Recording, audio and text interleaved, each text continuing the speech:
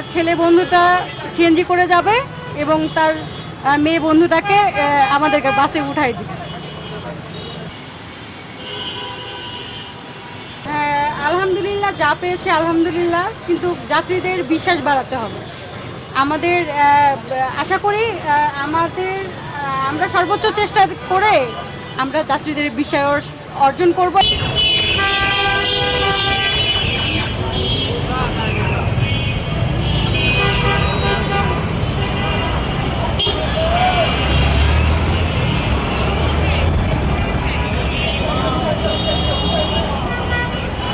ছেলে মেয়ে উভয়েরই গণপরিবহন, কিন্তু আমরা একটু স্পেশাল করে মেয়েদেরকে সুরক্ষার জন্য শুধু মহিলা বাস সার্ভিস চালু করেছি আর কি।